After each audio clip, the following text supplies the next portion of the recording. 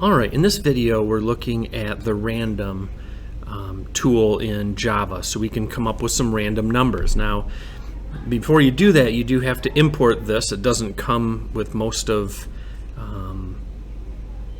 the different compilers that you might find on the internet. So you have to go to import, you have java.lang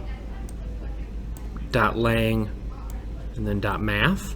Okay, so, and this won't just import random, it will import a lot of different math features, but we're just going to focus on random for this right now. So this is a double. You can see down here I'm going to have a double num1, and we're going to just kind of use the math portion of this. Okay, so that's what this is right here. So I'm calling on the math tools, and then I'm going to use random. Okay. Now, if I run this right now, it's just going to give me a random number that's going to be a decimal point, and it's going to be less than 1 because it goes from 0.1 to 0.9 is what the random actually uses.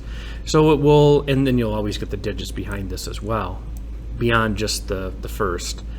So what we want to do is we're going to kind of make this so that we don't just have decimal numbers, or the 0.4, 0.5, 0.9.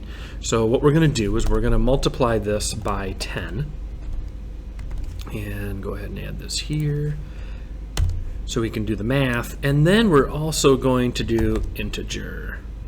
So we're going to make this an int. We're going to cast this as an integer. Now it will still display, because this is a double, it's going to still display 0.0, or it'll come up with a number times 10, and then it will multiply by 10, and you're still going to end up with like an 8.0, 7.0, 6.0, 4.0 in this case. Now if I wanted to make this an integer, I could just change this here. That's totally fine. And now when I run this, it's going to be just an integer. Now the one thing with this is, because it's multiplying by 10, if I happen to get, I want to make sure that I'm 1 to a value, I should go here and add 1 to this. Okay. So if I add 1 to this, now this shifts everything over by 1. So we should never end up with like a 0 or anything like that if you want to avoid that. Okay, so this should, I think I've gotten 2 9s in a row there. There's 3. So this is how you would kind of use the random. Make sure that you cast it as an integer. I mean, you don't have to. You could leave it as a double for sure.